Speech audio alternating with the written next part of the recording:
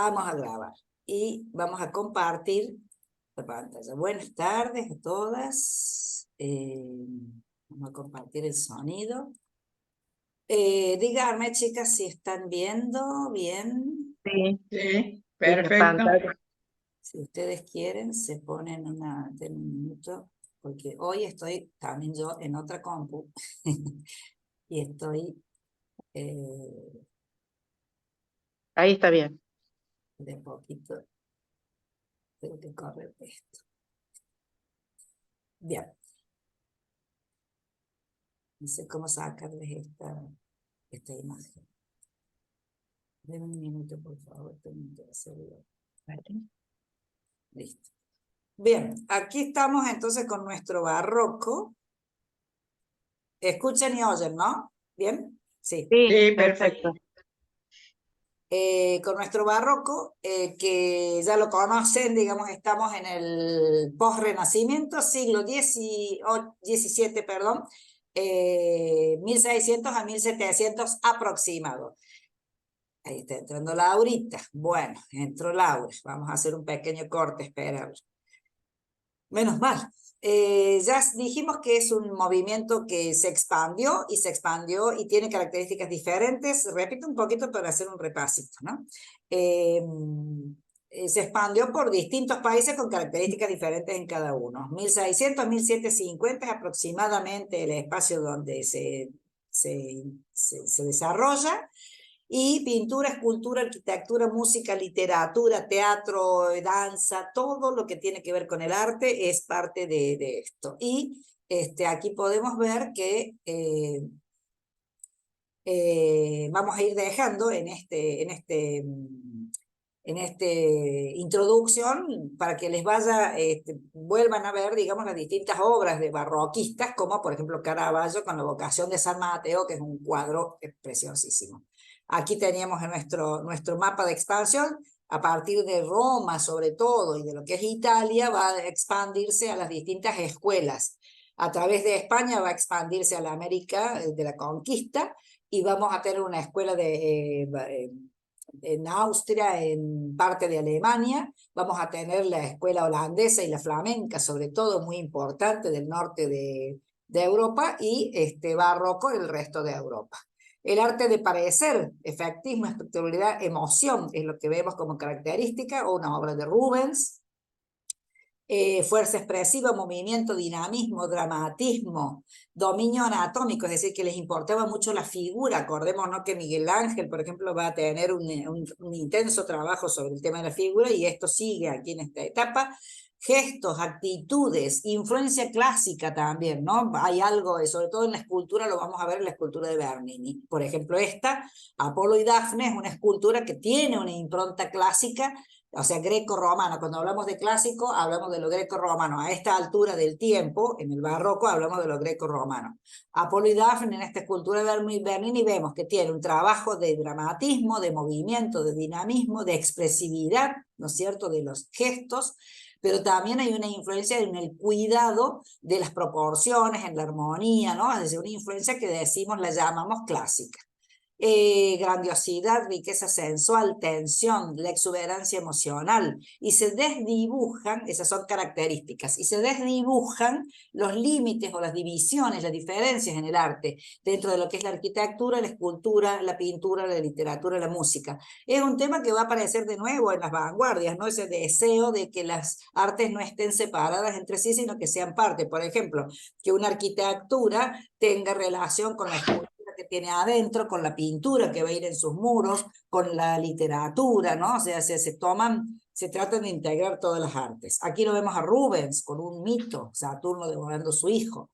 Los clientes que tenían estos artistas del barroco se amplían, porque aparte de la Iglesia Católica va a ser también la monarquía y la gran burguesía que creció a raíz del descubrimiento de un nuevo continente, porque se empezaron a explorar las costas a través digamos, de la expansión, y bueno, allí apareció un crecimiento económico importante, a pesar de que había también otros problemas graves como las guerras y demás.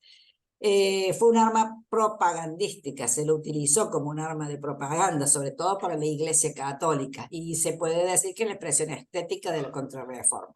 Los temas, ya dijimos, historia, religión, mitología, aparece la Inmaculada Concepción, la Eucaristía, los santos, también la fugacidad del tiempo, el desencanto del mundo, cuando hablamos del vanitas, ¿no? Que aparece esta alusión a que la vida es corta y además a cuál es el objetivo de la vida.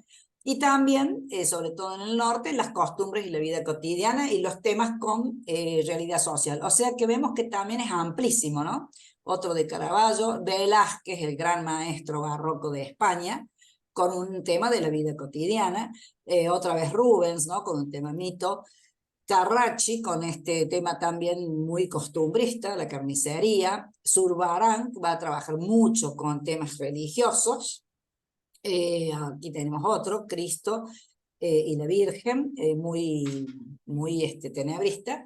Y aparecen en esta etapa los nuevos géneros, los retratos colectivos, los bodegones, el vanitas, como habíamos hablado, la pintura de género y el paisaje. Que esa división de géneros a continuar hasta el día de hoy, ¿no? La tenemos siempre presente. Aquí, por ejemplo, un famosísimo cuadro de Rembrandt con la elección de Necomía. Entonces estamos viendo ya los nombres de los autores de esta etapa del barroco. Son, así como en el Renacimiento teníamos muchísimos nombres y elegir era difícil, en el barroco también, porque en cada país vamos a tener muchos artistas de lo mejor, ¿no? Incluyendo a España, que vivió lo que se llama su siglo de oro.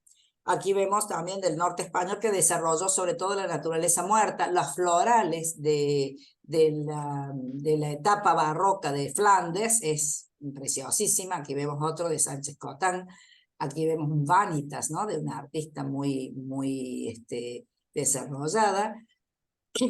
Otro más.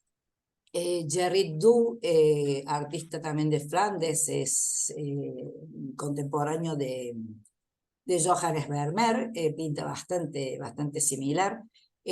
Murillo en España, aquí encontramos esta realidad social que él vivía. Frans Hals con sus personajes alegres, divertidos, y los paisajes de Van Ruysdael, este otro de Backhuysen.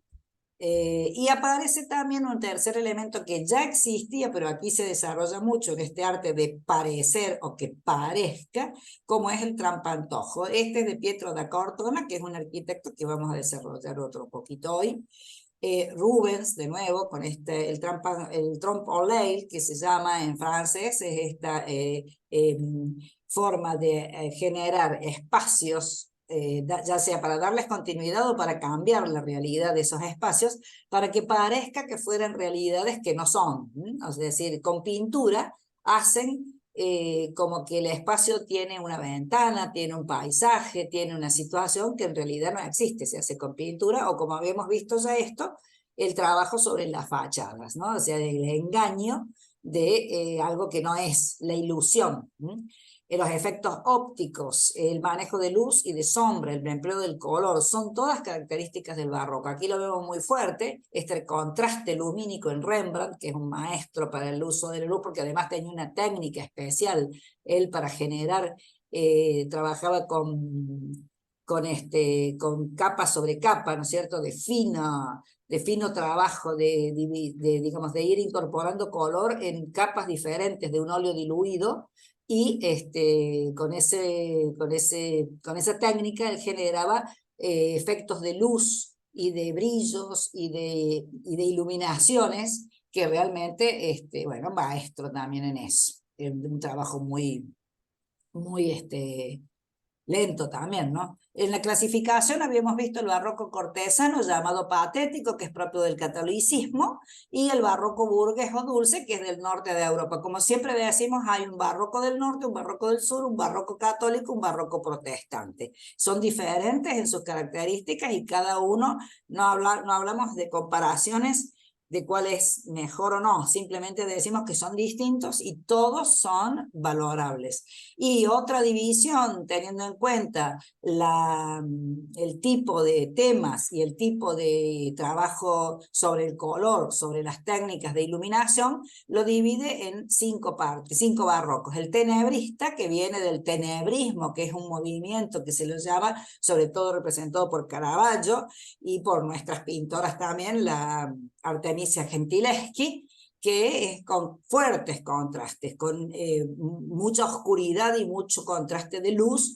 Esa es la imagen del tenebrista. El sensual monumental, como la palabra lo dice, un barroco más amable, más llevado al erotismo. El amable es un poco más clásico, un barroco que va a trabajar mucho con el paisaje y con la iluminación sobre todo. El clásico, que vamos a verlo sobre todo en la pintura de los santos, de las vírgenes, el apoyo a la iglesia, y un barroco protestante holandés, que sería el del norte de Europa, que va a trabajar con nada de religioso, sino con los temas de la vida cotidiana. Ya lo hemos dicho, pero lo repito. Otro de Caravaggio, la famosa situación de Judith y Holofernes, un tema bastante representado en esa época porque implica también un triunfo de la iglesia, las tres gracias de Rubens, volvemos a repetir, la Inmaculada, tema recurrente también de Zurbarán, un paisaje de Claudio de Lorena o Claude Lorraine, especialista en paisajes con antigüedades, y los interiores que decimos de Johannes Vermeer, que siempre va a trabajar con este trabajo de la luz lateral, muy buena la iluminación lograda por Vermeer, una obra preciosa tiene, con detalles. En escultura decimos lo mismo, la representación es realista, se quiere incorporar el sentimiento, se suele trabajar con varias figuras, ¿no? Se complejiza la pieza. Este es un David de Bernini, que realmente es un ejemplo barroquista total por el movimiento, por el giro, por la expresión de la cara y con la forma técnica de Bernini de trabajar. En la pintura se repite lo mismo, la composición siempre es en espiral, los ejes están distorsionados, hay muchas figuras, se abarrotan a veces las figuras, hay un uso del color intenso, las formas son abiertas, se produce deformación, en arquitectura vamos a ver que se deforman las fachadas también, hay mucho realismo y contraste de luz y de sombras. Ya vimos este de Rubens, vemos este de Ribalta, Cristo abrazando a San Bernardo, mucho contraste de luz. En este caso, el sacrificio de Isaac, también fíjense el trabajo de los cuerpos, ¿no? La iluminación de esos cuerpos. Hay siempre una luz que va a ir muy potente sobre la escena principal y se va, a medida que se va alejando, va dejando, la composición va dejando en oscuras a veces el resto, y ahí hablamos de cómo trabaja la forma abierta, ¿no? Es decir, la forma es abierta cuando va dejando, no nos deja ver los límites precisos y se va confundiendo con el fondo, que no necesariamente tiene que ser un fondo propio, a veces puede ser entre figuras. Acá, por ejemplo, vemos cómo está muy iluminado y muy definida la figura, pero ya los fondos vamos a ver que se va perdiendo, se va confundiendo, entonces queda una forma abierta. Dijimos en arquitectura que hay una distorsión de las reglas y los órdenes clásicos, tan propio del Renacimiento. El Renacimiento fue muy fuerte en el respeto de la armonía, las proporciones, la simetría, todo era bastante medido, ordenado, estudiado. Aquí se distorsiona todo eso. Se ondulan las fachadas, aparecen concavidades, contrastes de luz y de sombra también, los bordes son imprecisos, los interiores son exageradísimos, sobre todo lo vamos a ver en Francia, en Austria, en Alemania, vamos a ver esos interiores súper recargados y los espacios se vuelven dinámicos. Aparece la monumentalidad, aparecen los palacios con jardines, el tratamiento del jardín forma parte del paisaje como escenografía. Acuérdense que siempre hablamos que para el barroco todo tiene que parecer, entonces esas escenografías se vuelven intensas. Y por ejemplo, el desarrollo de los paisajes, de los jardines de los complejos de Versalles o de Schönbrunn son los ejemplos más específicos que los vamos a ver la clase que viene. Y se empieza a hacer el tratamiento escenográfico de las plazas urbanas, por ejemplo, como dijimos, la del Vaticano y de la mayoría de las de Roma, o por ejemplo la Place Vendôme de París o la de Bosch, que aparecen, ya existían como espacios, pero se las concibe como parte de la expresión de una sociedad que está cambiando. En este caso, en Francia, sobre todo para imponer digamos, el predominio de este Estado monárquico que se fue haciendo cada vez más fuerte, más intenso, y que va a terminar en el siglo siguiente con la Revolución Francesa. Aparece el urbanismo como disciplina y la ciudad empieza a tener importancia como tal en toda esta exhibición. En la arquitectura que vimos, vamos a ver que también va a llegar a América, con diferencias notables, pero va a llegar. Es una arquitectura exagerada. Lo principal que vamos a ver es la iglesia y el palacio, porque depende del espacio, sobre todo la iglesia en la zona de Italia y en los palacios en las zonas, como ya le dije, Francia, inclusive España, Alemania, Austria, la ciudad de jardín, en el sentido de que el jardín se incorpora, ¿no? Por ejemplo, el Versalles, que ya lo nombramos, y la Plaza San Pedro, que la estudiamos la clase pasada. En ese aspecto también en América vamos a encontrar que las principales catedrales, Lima, México, Córdoba, son barrocas y que van a tener los mismos caracteres y elementos que encontramos en el barroco europeo. Hay nuevos planteamientos, los edificios parecen como excavados. Aquí encontramos esto, una fachada extraña, ¿no es cierto?, la Catedral de Granada, donde vemos esa aplicación propia, ¿no? Ya no es renacentista esto, ya no es sobrio y moderado, sino que tiene elementos fuertes. Aparecen las paredes onduladas, los interiores ondulados, las columnas onduladas y los dos elementos volutas y aletas que son los que permiten identificarlo. Vimos en la de Granada esta cúpula toda ondulada tan extraña, ¿no? Vemos aquí los aletones y las volutas, que son las características de este movimiento. Eso también sirve para que ustedes aprendan a reconocerlo. Estos aletones recortados así o las volutas recortadas. ¿Escuchó? ¿Sí? Ah, perdón. Se corta un ratito. Ah, ¿sí? Ahora me Sí, ve. ¿Seguimos? ahora te escuchamos, sí. Se había cortado. Ah, Sí. bueno. Mucho tiempo, no me marco nada a mí. ¿Mucho tiempo, No, chicas? No, no. Ah, bueno. no, unos segundos. Bueno, esto estaba repasando, o sea, este santuario, por ejemplo, en Caravaca, que aquí tenemos todos los elementos, o sea, cómo hacían, marcaban muy fuertemente un centro, ¿no? Un centro de atención, y fíjense la diferencia del resto, y lleno de elementos, la sorpresa, los efectos, las superficies curvas. Aquí empezamos con los interiores. Por ejemplo, vamos a encontrar también en Rusia, el Hermitage, estos palacios en Viena, estos palacios están llenos de decoración con dorados, con opulencia, eso es muy propio del barroco. Como decimos aquí, decoración exuberante, el motivo suele ser naturalista, los mármoles son de distintos colores, el espacio de interior se unifica. Aquí vemos los espejos en Versalles, que es el otro ejemplo más representativo de lo que es el barroco exagerado.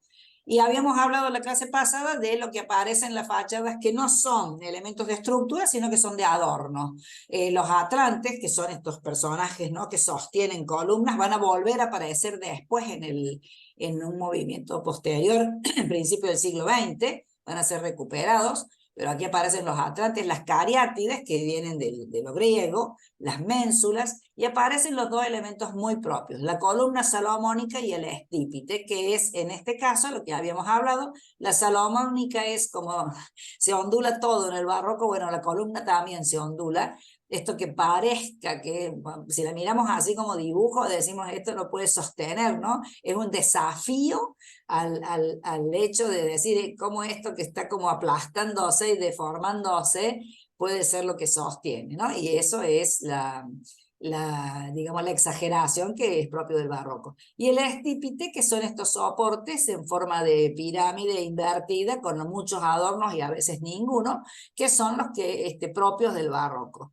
Fíjense en este portal, la exageración de este tratamiento del adorno. Aquí vemos varias fachadas donde vemos estos elementos que están allí, esos son los nombres que quiero que ustedes los recuerden, y he agregado esta foto que le ha enviado Gloria González, que es la otra compañera que está en España, que fue a ver el Museo de la Galería de las Colecciones Reales, Y entre otras fotos mando esta que me parece fantástica porque, bueno, es también un típico exponente de estas columnas salomónicas del barroco, ¿no? No me piden más detalles porque no sé, porque tomé la foto de ella que me pareció fantástica con todos estos adornos, fíjense los adornos de los elementos naturales, ¿no?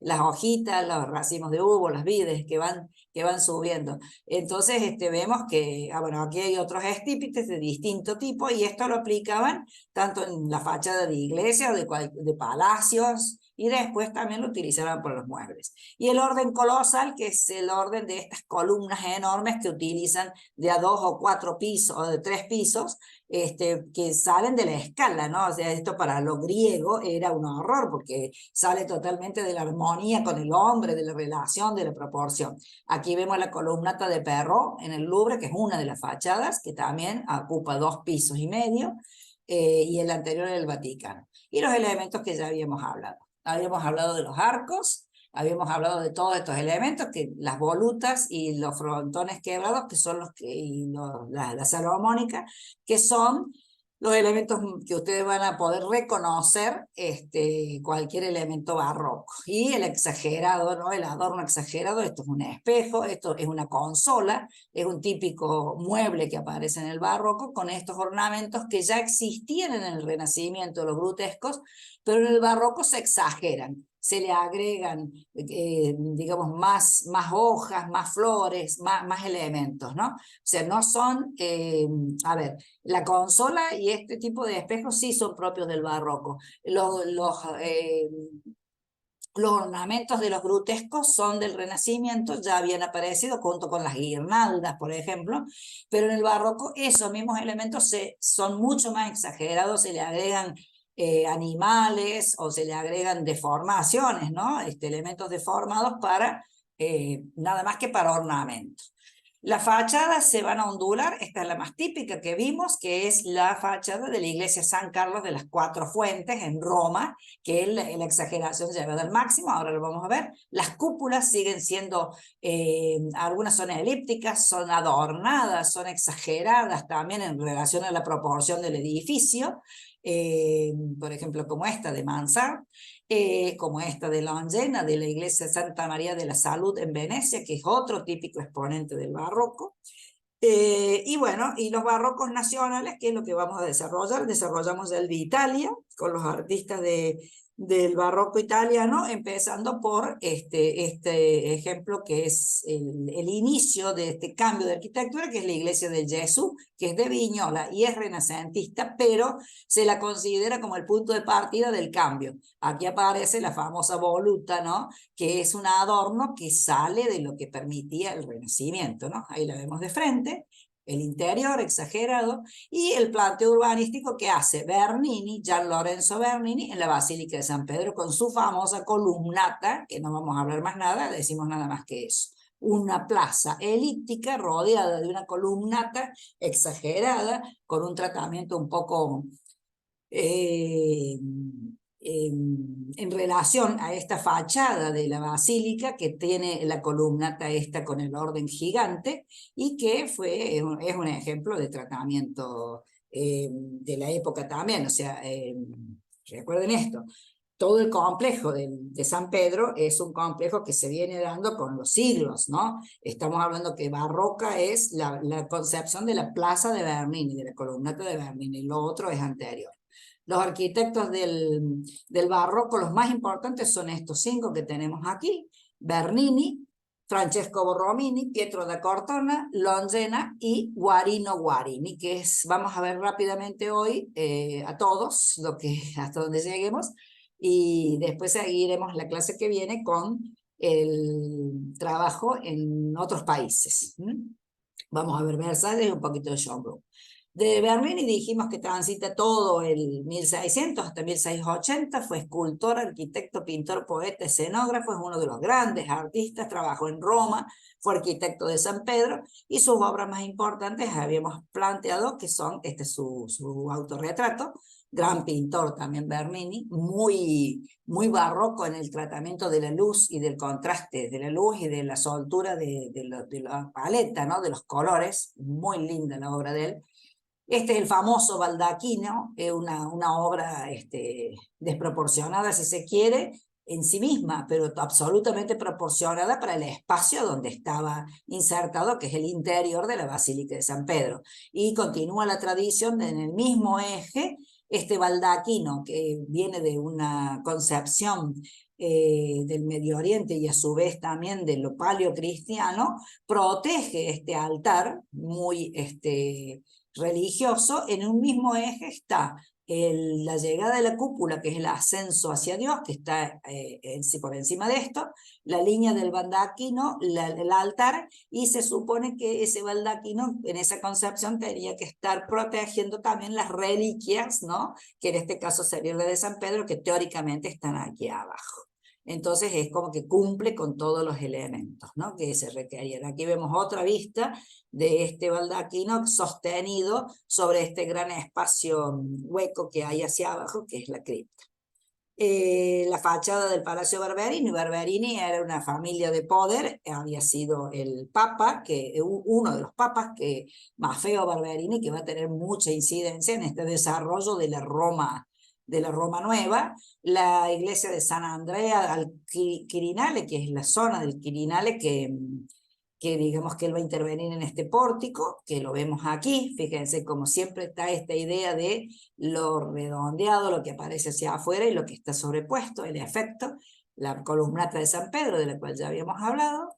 11 años para poder terminarla, y vemos desde arriba, gran trabajo de Bernini, ya la habíamos visto, con él desarrolló también esto, la ubicación de las fuentes, y todas las esculturas que los hicieron sus talleres, ¿no? Su taller, él y su hermano, y en el taller que tenían de trabajo escultórico. Realmente una obra inmensa. Hasta ahí hemos llegado. Ahora vamos a seguir con Borromini, Francesco Borromini, o Francesco Castelli era en realidad su apellido. Este sí era un arquitecto, es nacido en el cantón de Suiza, iba a morir en Roma un poco antes de Bernini. Aquí vemos un retrato. Va a estar en Roma, donde va a permanecer trabajando en el desarrollo de esta gran Roma, y pudo trabajar en San Pedro porque tenía parentesco con Maderno, que era el que había hecho esa fachada última de San Pedro. Va a colaborar con Bernini, y ahí vamos a encontrar hoy, vamos a ver por qué razón terminaron peleados, porque le cambió el proyecto. Borromini era arquitecto y Bernini mayoritariamente era escultor, entonces tenían una pica y una situación de celos, digamos, profesionales, que bueno, los llevó a una pelea. Él recibe el encargo de ejecutar esta iglesia de San Carlo de las Cuatro Fuentes, o alle Quattro Fontane en Roma, que es uno de los edificios más singulares, más significativos de este periodo, de planta ovalada, igual que la cúpula, que en formas convexas y cóncavas, que lo va a repetir en otros trabajos más. En Sant'Ivo la Sapienza, que es una iglesia que está dentro de lo que es la Universidad de la Sapienza, también va a trabajar con el mismo criterio. Aquí vemos la de las Cuatro Fuentes. Este es inclusive es un lugar de visita turística, ¿no? Muy reconocido, porque en estas cuatro esquinas, que no se ven aquí, están estas cuatro fuentes, ¿no? Unas fuentes preciosas, que por esa razón se llama la iglesia de las Cuatro Fuentes, pero en realidad es la iglesia de San Carlos. El trabajo de la fachada, aquí se puede ver, creo que tengo otra donde se ve bien. Este es el interior, también bastante discreto. Aquí lo vemos bien de frente. Fíjense el trabajo de la redondez, ¿no? Es decir, de ondular esta fachada, porque está totalmente metida hacia adentro, ¿no? O sea, estas ondulaciones son reales. Todas las formas que él trabaja son elípticas, no son redondas. Se llama a veces, por los mismos romanos le dicen San Carlino, porque es una iglesia muy chiquita, y está entre el 38 y el 41, o sea que se hizo bastante rápido, diseñada por Borromini, como ya dijimos. Es una obra maestra del barroco, y es parte de estos edificios que eran de la orden de los Trinitarios Descalzos, que eran los que liberaban a los cristianos, a los esclavos cristianos, y está consagrada a Carlo Borromeo. Fíjense, aquí empieza el tema de cómo la iglesia lo utiliza como propaganda. Carlo Borromeo es uno de los líderes de la Contrarreforma. Entonces, está dedicada a San Carlos Borromeo.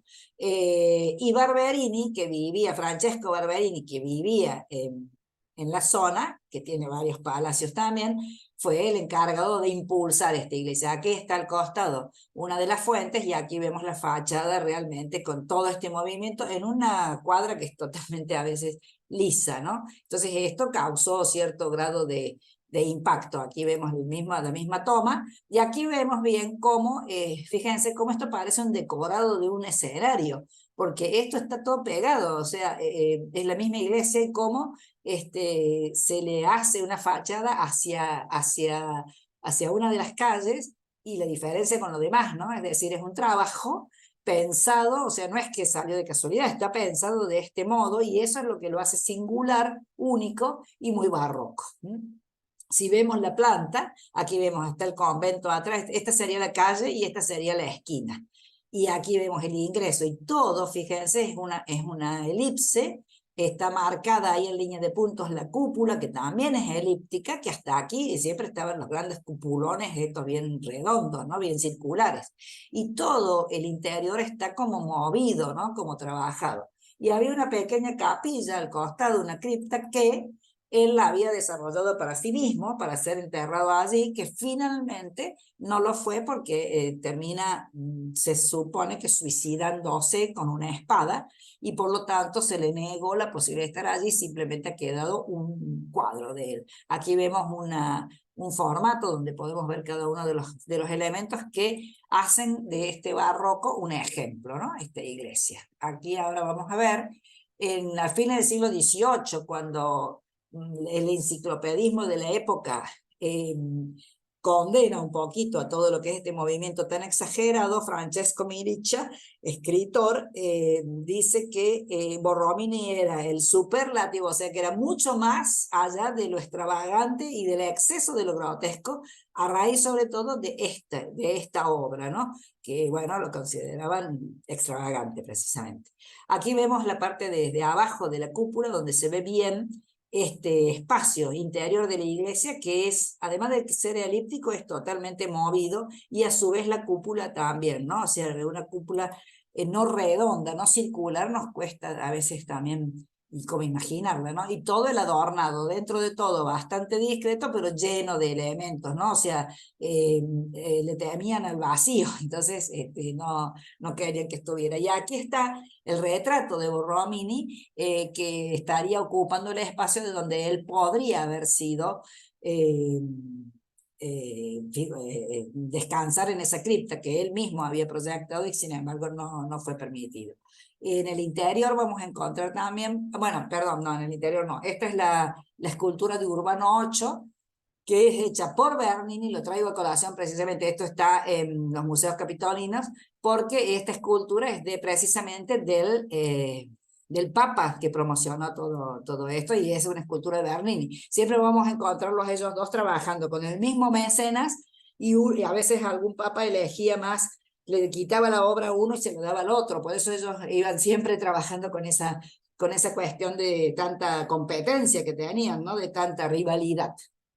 Esta es la iglesia de San Ivo de la Sapiencia. Pasamos a la segunda obra importante de él. Una es la de San Carlos de las Cuatro Fuentes, que como les digo es un destino inclusive hasta turístico dentro de lo que es el recorrido por Roma, y esta es la San Ivo de la Sapienza, también un recorrido semiturístico que sobre todo es el desarrollo de la iglesia, que estos claustros ya existían, ya estaban, esta iglesia tiene otra existencia previa, y bueno, se le fue dado ese encargo. Aquí vamos a ver fotos de los elementos más importantes. Él ejecuta esta iglesia sobre una base que ya existía, esta capilla ya estaba preproyectada, pero él la va a desarrollar. Fíjense esta fachada absolutamente circular, como es ese final de este atrio, y lo hace totalmente circular, en vez de hacerlo sobre esta línea, lo hace bien horadado, como decimos, y a su vez hace un juego aquí con esta cúpula que sobresale hacia afuera, y en todo este patio él a su vez va a trabajar, estos son llevan todos los desagües pluviales y vamos a ver esa exaltación de los papas que van a hacer, donde vemos que toda la decoración está basada en los símbolos que tienen que ver con estos papas. Aquí vemos desde una imagen general de la ciudad, como vamos a ver que aquí está la iglesia de la Sapiencia, de San Ivo. Esta es el espacio, ¿no?, del edificio que estamos viendo, que después va a tener la biblioteca. Aquí vemos el Pantheon, aquí atrás, y en ese mismo eje, aquí vamos a encontrar la Piazza Navona, la Plaza Navona, que tiene la otra obra de Borromini, que es este trabajo de Santa Inés. Vamos a ver. Aquí vemos la perspectiva axonométrica. Ponemos una perspectiva axonométrica, es una vista dibujada de una edificación en 3 dimensiones. En vez de verla desde arriba, es una especie de ángulo, desde un ángulo en especial, por eso se llama axonométrica. Eso les explico nomás. Pero esta sería la iglesia de Borromini. Aquí la vemos a la San Ivo, y fíjense aquí cómo se empieza a ver esta cuestión del gran círculo de esta fachada, toda trabajada, y a su vez de la cúpula que sobresale. La hizo entre el 42 y el 60, y es considerado como también la segunda obra maestra de él, además de la de las 4 fontanas. Aquí tenemos la fachada esa, el trabajo ese. Me parece que había puesto uno más, una foto más. Empezó siendo una capillita de la universidad que se llama La Sapienza, fue dedicada a San Ivo, que es el patrón de los abogados. Que ahí la tenemos a María Esther, que está con su patrón. En 1632 él se va a convertir en el arquitecto de La Sapienza y empieza a ocuparse de la iglesia, ¿no es cierto?, en sí. Ya había sido definida, como dijimos, por Giacomo della Porta, que ya había hecho una pequeña iglesia con capillas, pero él va a hacer una cuestión, no sé, la va a tomar o la va a convertir y le va a hacer un planteo mucho más complejo. Aquí vemos el contraste entre esta fachada que es cóncava y esta cúpula, el tambor de la cúpula que sobresale hacia afuera y que es convexo. O sea, él va jugando con esa forma. Exagerado, como hemos dicho, como va a ser este movimiento del barroco. Aquí vemos el detalle de la inscripción en la fachada de Alejandro VII, el pontífice máximo, sería el papa, con la paloma, que era uno de los símbolos, y los escudos, ¿no? Entonces, todos los elementos aportan a que se los recuerde a los papas dentro de lo que era de manera simbólica, ¿no? Aquí vemos el interior, está todo decorado con elementos orgánicos como son los querubines y los geométricos como son las estrellas, pero todo eso a su vez son los símbolos de los papas. Y tiene también trabajo en dorado. Ahí vemos todas las estrellas como parte de la decoración, que si bien se ve como muy, y los querubines aquí, ¿no?, como muy simple, es parte de ese exceso que tenían la etapa del barroco, ¿no? Ahí vemos los querubines puestos por encima de las ventanas y todos los rayos, ¿no?, de estas áreas de trabajo en dorados. El diseño pasó por fases, se hicieron maquetas, las obras llevaron más o menos a 20 años, porque hasta 1660 llegó el final, fue teniendo interrupciones, fue siguiéndose y demás, y también se construyó la biblioteca universitaria y la fachada sobre las otras calles, ¿no? Entonces, bueno, recién en el 60 la iglesia se va a consagrar. Borromini murió en el 61.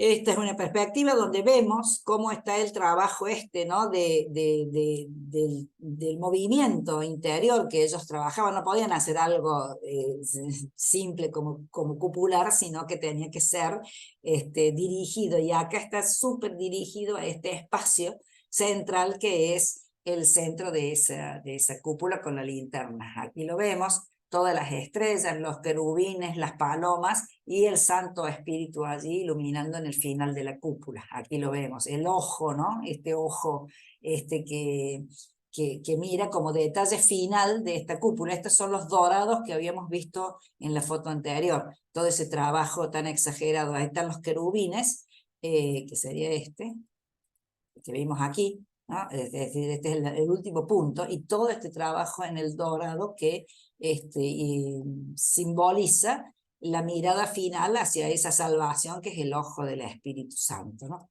Y todos los elementos simbólicos de cada uno de los papas. Las estrellas de 6 ramas, los motivos florales, el retablo de Pietro de Cortona está también allí, dedicado a San Ivo, y las representaciones heráldicas de los 3 papas, de Urbano VIII, que su representación era de su escudo heráulico, tenía las abejas, de Inocencio X con la paloma, y de Alejandro VII con los montes de 3 picos, que ahora vamos a ver. Fíjense, aquí están los montes, el escudo de Alejandro VII, de Alejandro VIII, perdón, está mal puesto ahí, son de un monte de 6 picos, y ahí están los montes con la estrella final y con los querubines arriba.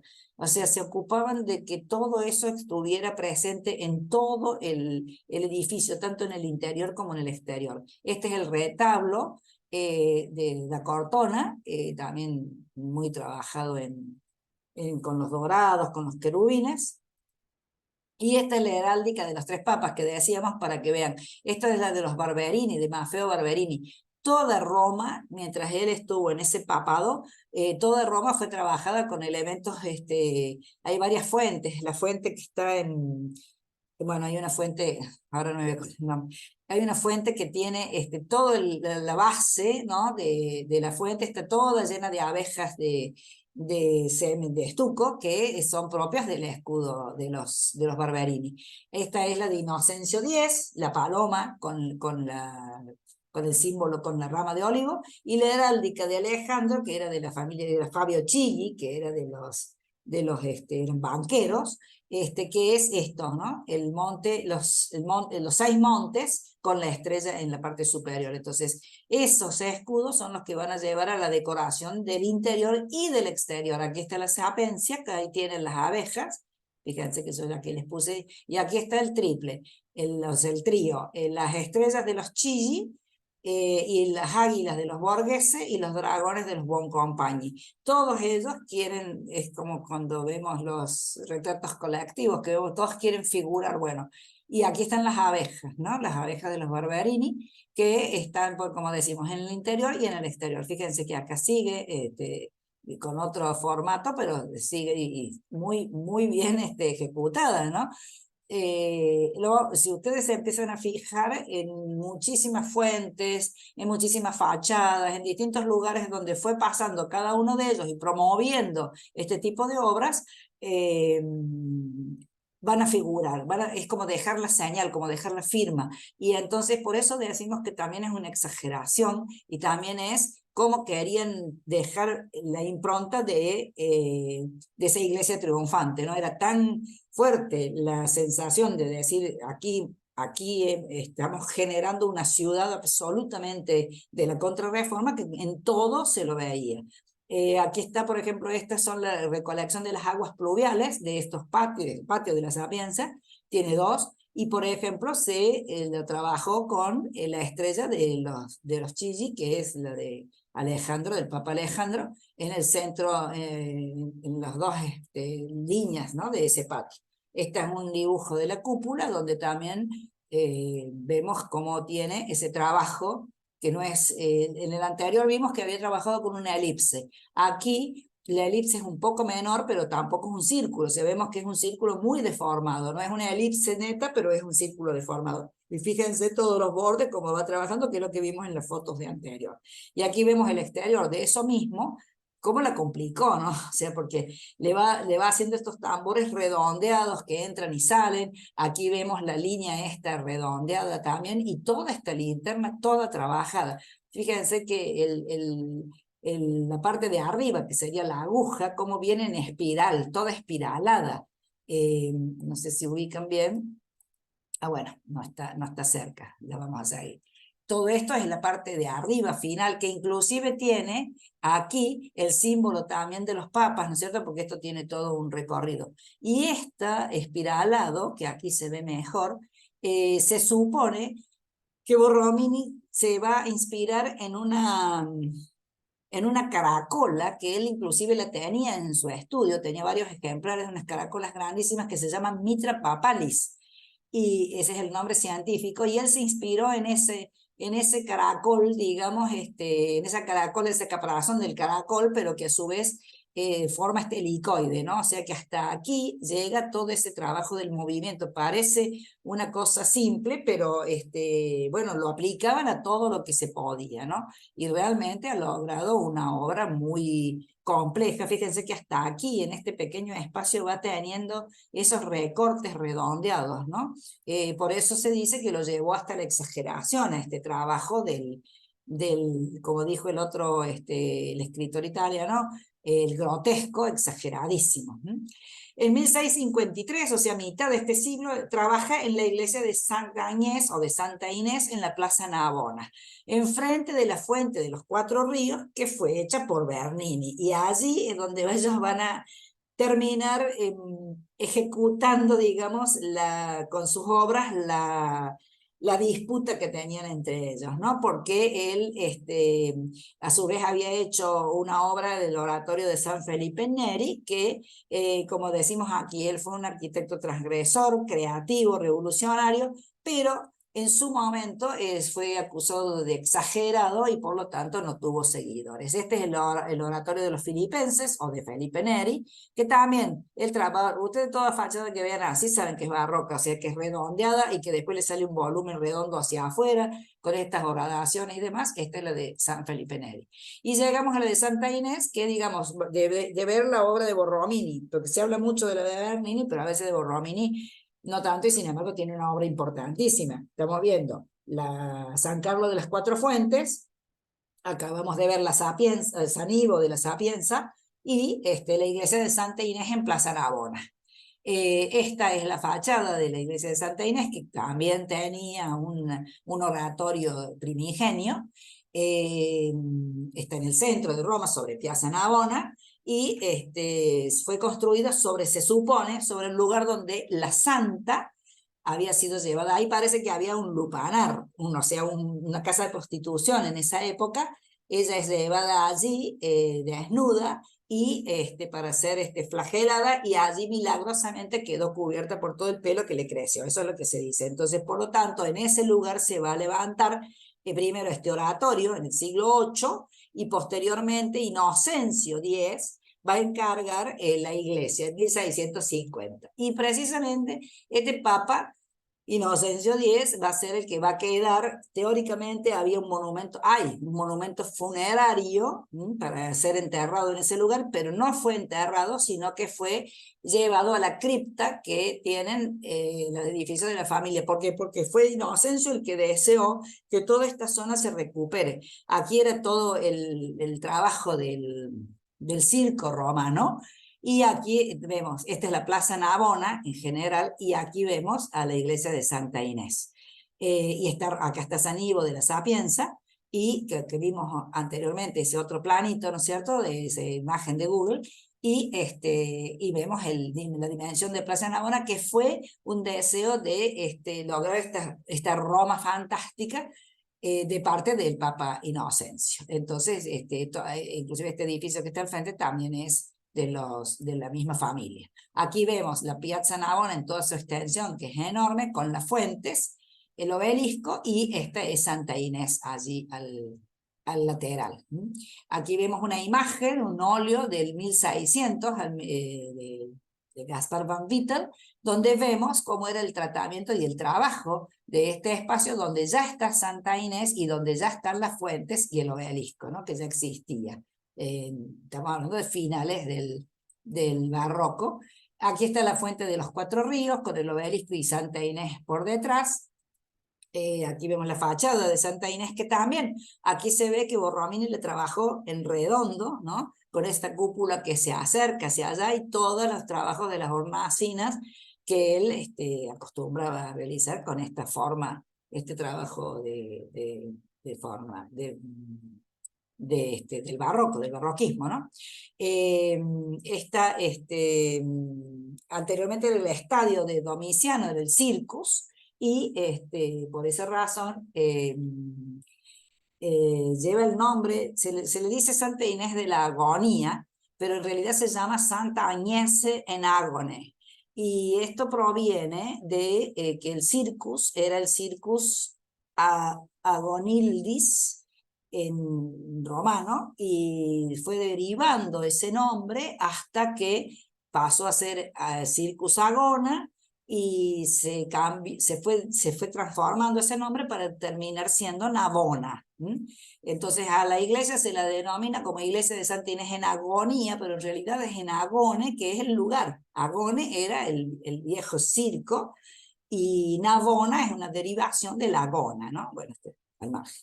La construcción empezó primero por los Rainaldi, y después se le dan todo a Francesco Borromini, que va a reemplazar a estos arquitectos y va a desarrollar la iglesia. Aquí está también la escultura de Ercole Ferrata, hecha en 1660, de Santa Inés, sobre la iglesia precisamente de Santa Inés. Y al frente está el Palazzo Pampili, que es de los papas, ¿no? De Inocencio, que ese era el apellido de ellos, que quería que esta plaza fuera la más espectacular de Roma, con todos los elementos, con fuentes, con obelisco, con este desarrollo tan grande y demás. Y por lo tanto, por esa razón, está en la cripta de la familia y no quedó en el desarrollo de los Santa Inés. Y si se acuerdan que hablamos de la paloma con el olivo en el pico, vamos a ver que toda la fachada del edificio al costado de Santa Inés, está trabajado con estas esculturitas de la paloma, o sea que fijaban la posición en todas partes.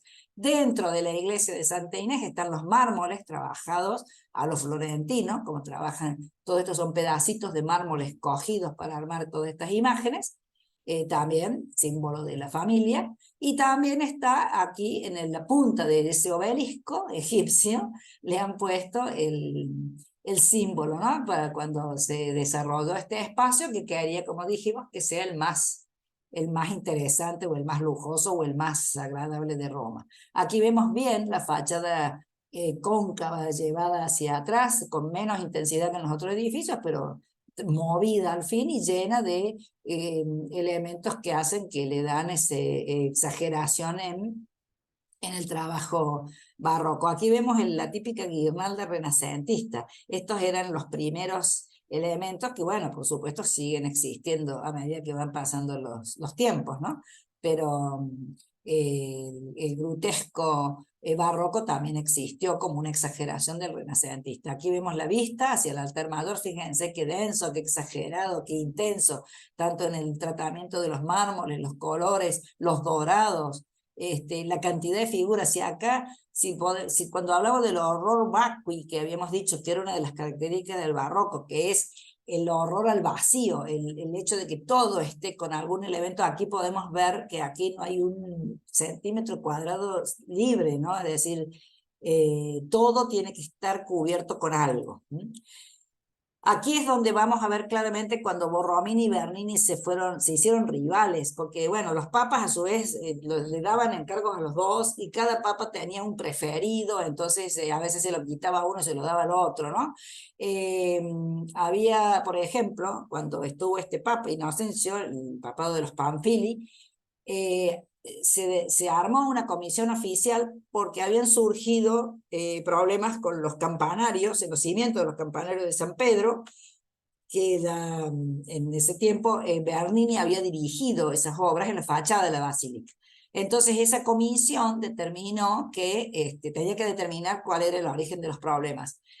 Borromini era uno de los que integraban esa gente que estudiaba esas posibilidades, y fue uno de los críticos más intensos, ¿no?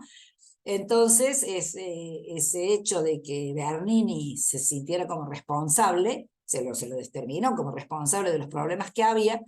Los campanarios fueron derribados, no se reconstruyeron, y allí fue un golpe a su prestigio tremendo. Esa es una de tantas cosas que tenían como rivalidad. En la fuente que está al frente, que es la de los Cuatro Ríos, ustedes saben que la fuente de los Cuatro Ríos tiene una alegoría a los cuatro ríos del mundo, ¿no? El Danubio, el Ganges, en homenaje a las nuevas tierras. Esto parece que es una leyenda, nunca se va a saber si fue verdad o no, pero dicen que, por ejemplo, Bernini al Río de la Plata lo pone justo levantando las manos, así como sosteniendo la fachada de la iglesia que está al frente, que es San Inés, que le hizo Borromini, por temor, ya sea para no verla o por temor a que se fuera a caer, ¿no? Entonces, esta alegoría que hace Bernini es legendaria porque Bernini termina aquí la vemos desde otro ángulo, ¿no? Es decir, la alegoría del Río de la Plata, que a su vez está representado con un indígena, con un brazalete aquí, y con esa mano abierta sosteniendo lo que está exactamente al frente, que es la iglesia de Santa Inés, pero es legendario ¿por qué? Porque Bernini termina esta fuente antes que estuviera terminado lo de la Santa Inés, entonces bueno, eso puede haber sido posterior. El río Nilo, en la misma fuente, está cubriéndose toda su cabeza por un paño para no ver la horrible fachada que hizo Borromini. Acuérdense que Bernini murió como 20 años después de Borromini, entonces se encargó de vengarse digamos, de generar todas estas cuestiones de lo feo que era la obra de Borromini, ¿no? Se pelearon también por este edificio, el Palacio de la Propagación de la Fe. Había originalmente ganado Bernini la posibilidad de agrandar el edificio, y cuando muere Urbano VIII la tarea se la pasan a Borromini. O sea, por eso decimos siempre que los celos profesionales eran un problema de que se peleaban por el trabajo, como pudo haber sido también la pelea que tenía Miguel Ángel, ¿no? En su momento, que siempre estaban, bueno, queriendo ser los autores de lo que iba a quedar como las obras más grandes, ¿no? Pero Bernini vivía justo al lado del Palacio de la Propagación de la Fe, que de los jesuitas, y Borromini, entonces dicen, también parece que eso no quedó registro porque fue sacado, pero parece que es verdad esto, que hizo de esas volutas o los alerones que le llamamos, lo hizo como si fueran orejas de burro, talladas al costado del edificio, y entonces dicen que Bernini esculpió un falo en el costado de su casa que le apuntaba a Borromini en ese trabajo que había hecho. Esas ya no están, fueron eliminadas, pero parece que la historia sí fue real. Esta es la fachada del Palacio de la Propaganda de la Fe, que fue también un encargo del Papa, y bueno, aquí como se puede ver no existen las orejas de burro, pero en estos alerones parece que Borromini generó ese cuestión media graciosa, y por lo tanto Bernini talló su contraparte. Este edificio es patrimonio de la humanidad desde el 90, es la sede del Colegio Jesuita del Vaticano, fue posteriormente, pero tomado por el Vaticano, pero era de la orden de los jesuitas. El primero que estuvo trabajando allí fue Gian Lorenzo Bernini, y lo sustituye, digamos, se le quita el trabajo y se le da a Borromini. Entonces, Inocencio X, que era el papa que lo prefería a Borromini que a Bernini, bueno, fue allí donde parece que se incentiva esta competencia que tenían, ¿no? Que sería este edificio, que está en el barrio de Trevi. Este es Inocencio X, de paso, ya que estamos, yo les puse esto para que vayamos también viendo cómo se mezclaban, ¿no?, las cuestiones, porque Diego Velázquez va a visitar Italia en 2 ocasiones, enviado por el rey, ¿no? Velázquez vivía en el palacio y era el pintor del rey, por eso después va a terminar pintando las meninas y todas las cuestiones de los personajes dentro de la corte del rey, y él es enviado a Italia, y en el segundo viaje que hace se va a presentar con Inocencio X, y va a hacer este retrato magnífico de Diego Velázquez en 1650, que está precisamente, fíjense, en el Palacio Doria Pamphili, que es el de la familia que habíamos visto, el edificio que vemos ahí al frente de Piazza Navona. Este retrato fantástico de Velázquez, con su gran manera de hacer el retrato psicológico, la forma en la que tiene de mostrar las expresiones, el manejo del color, aquí hay un uso de los rojos, ¿no?, de distintas paletas, con brillos. Realmente Velázquez es uno de los grandes maestros, ¿no? La firma de Velázquez está aquí, en este papel que sostiene el Papa, y bueno, él le va a hacer este retrato mientras está en Italia, mientras se está ejecutando todo esto, ¿no?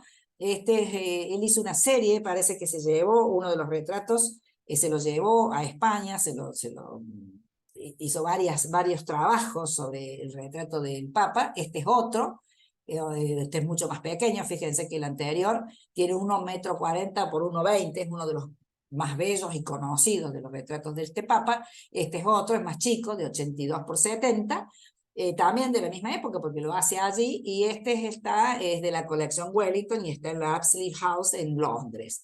Fíjense que aquí cambia un poquito, este es una especie de borrador que hizo Velázquez, pero podemos ver perfectamente bien, miren la mirada, ¿no?, de este hombre y el rictus de la boca, como el retrato psicológico que hacía Velázquez era realmente de un maestro. Y este es otro más, que se supone que era del círculo de Diego Velázquez, que eran borradores, trabajos que hacían en su taller. Este es un poquito más chico también, donde podemos ver la repetición de esta ejecución de este rostro tan intenso, con esa mirada tan fuerte, ¿no? Este es el hombre promotor. Inocencio Díez fue el que le quitó el trabajo a Bernini y se lo daba a Romini. Y además es el que promovió, ¿no?, toda esta Roma triunfante, con los otros papas también, ¿no? Pero como sabemos que manejaban este tema. Y sobre este tema de Inocencio, del retrato de Inocencio X, es tan famoso este retrato de Velázquez y es tan admirado Velázquez por los pintores, les incorporé esta redacción al arte actual relativamente, porque esto es del siglo pasado, del siglo XX, de 1953, donde Francis Bacon, que es el artista propio del neoexpresionismo, inglés, muy característica su manera de pintar con las deformaciones. Fíjense que Bacon pinta todas las figuras y los rostros deformados, que son una característica del barroco, ¿no? Y fíjense cómo él toma un personaje del barroco con un pintor del barroco como es Velázquez y un personaje como es el retrato de Inocencio X, y le hace la impronta esta, donde lo hace trabajando con este grito, aferrado fuertemente al sillón y con una expresión de un grito. Esto está en Estados Unidos, que es el grito que dice aquí, digamos, él dice acciona o deforma, ¿no es cierto?, los cuerpos cuando pinta Bacon. Y este es uno de los cuadros más impactantes que ha tenido. Hizo revisión de este cuadro, hizo 48, dice que alrededor de unos 50, hizo 48 versiones. El estudio del retrato del Papa Inocencio X de Velázquez de 1650, ese es el nombre, ¿no?, de la obra. Y en el de Velázquez veíamos una actitud muy poderosa de parte del Papa, y sin embargo Bacon dice que quiere transmitir la belleza de la putrefacción humana, y lo encontramos con un rostro desencajado, retratado con tonos oscuros. Trabaja con el contraste de color, en este caso los complementarios son el amarillo y el violeta. Lo realza el personaje, destaca las pinceladas, difumina el fondo y hace como si ese personaje que está elaborando un grito es el tormento que le causaba la iglesia, ¿no? El grito no se oye, pero lo vemos, ¿no? Fíjense el rostro cómo va deformado y cómo deforma el fondo, difumina las manos, está aferrado a esa silla y sin embargo está produciendo un grito en una especie de situación de dolor y de explosión, ¿no? Es la interpretación que hace sobre la obra de Velázquez y sobre la importancia del personaje que fue, ¿no? Aunque fuera un papa, lo fue. Bueno, esto se las había mostrado precisamente diciéndoles lo mismo, que la rivalidad que tuvieron Borromini y Bernini termina cuando Borromini muere en el 67, Bernini va a morir bastante después. Dice que se suicida cayéndose sobre su propia espada. Borromini agonizó muchísimos días con una herida abierta, pero se considera que se suicidó. Bernini lo sobrevive y continúa trabajando y va a morir a los 81 años. O sea, ahí la rivalidad terminó, pero bueno, pobre Borromini murió efectivamente antes. El otro, bueno, entonces tenemos que a Bernini lo tenemos con el baldaquino, con la Plaza de San Pedro, con el Quirinale, por ejemplo, en cuanto a arquitectura. Y a Borromini lo tenemos con San Ivo de la Sapienza, con Santa Inés y con la primera que vimos, que es San Carlos de las Cuatro Fuentes. Esas obras son las que lo incluyen dentro del repertorio de lo mejor del barroco, ¿no? Pietro da Cortona es otro arquitecto más, se llamaba Pietro Berrettini, nació en Cortona, que es una localidad bellísima, tuve la suerte de poder estar bastante en Cortona ahora cuando fui, a finales del siglo, 1596, va a morir en 1669. Fíjense que todos han transitado a la misma época, fue pintor y fue arquitecto, y lo vemos, era hijo de un cantero, y lo vemos sobre todo trabajando mucho con los frescos y la pintura, sobre todo ese es su valor. Estuvo en el pontificado de Urbano VIII, le hizo un retrato, y lo vemos trabajando en Roma con Bernini y Borromini, o sea que se cruzaban todos ellos, ¿no? Y representa el arte decorativo, porque sobre todo hizo murales y pintura, y va a copiar a los grandes maestros de cuando llega a Roma, y va a ponerse en servicio de los que están con el gran poder. En este caso, él hace el retrato de Urbano VIII, que era Maffeo Barberini, el de las abejas. ¿Se acuerdan? Este retrato es de Pietro da Cortona y está en los museos capitolinos. Que fíjense la diferencia, ¿no? Con el retrato de Velázquez, ¿no? Es mucho más impactante. Velázquez trabajó todo en una armonía de los rojos. Aquí hay mucho detalle de la silla, con la mano en bendición levantada, con el detalle de todo vestuario que tenían los papas, que era exagerado también, bien para la época. Va a decorar el Palacio Mattei y el Palacio Sacchetti, son los dos que iba a conocer, digamos, al cardenal Barberini. Estos van a ser sus protectores. Decoró varias salas del Palacio Pitti en Florencia, y también va a ser parte de la Academia San Lucas, que sabemos que era la de la pintura, ¿no? la más importante. Pertenecer a esa academia es la que les permitía poder ejercer el oficio. Sus logros en arquitectura son la iglesia de San Lucas y Santa Martina, que ahora la vamos a ver, y que también él lo referencia a una obra previa de Miguel Ángel, y el embellecimiento de Santa María de la Pace, de Santa María de Vialata, y la basílica de Santo Ambrosio y Carlos en el Corso.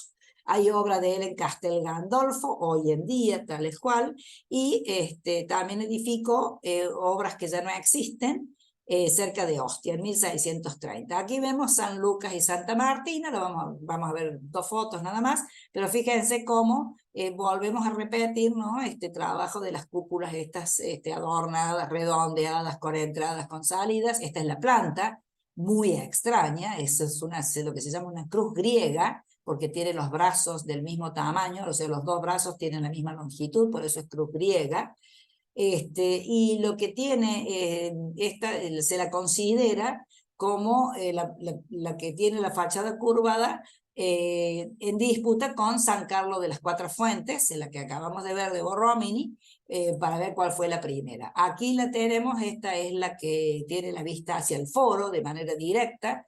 Ustedes pasan por el foro, la pueden ver perfectamente, y fíjense cómo volvemos a tener esta fachada como si fuera el fondo de un escenario, ¿no? Siempre está a criterio de lo teatral.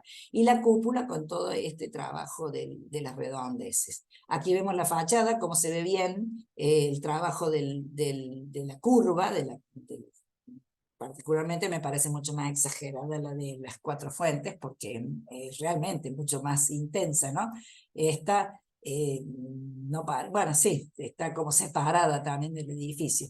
Pero bueno, así era la moda. Este es el interior, bastante menos exagerado que lo que vimos antes, y este es el interior de la cúpula, donde también vemos que todo el trabajo que se tomaban de hacer todos los gajos, la decoración y demás, pero yo la veo como menos intensa que la que vimos de Borromini. Este es el trabajo que hizo sobre una obra de Bramante de Santa María de la Pace. Él le mejoró, o sea, intervino sobre la fachada. Fíjense las fachadas redondeadas atrás y las fachadas redondeadas hacia afuera, todo el trabajo de lo curvo, las fachadas curvas que decimos siempre. Santos Ambrosio y Carlos en el Corso, otra de las fachadas sobre la que intervino.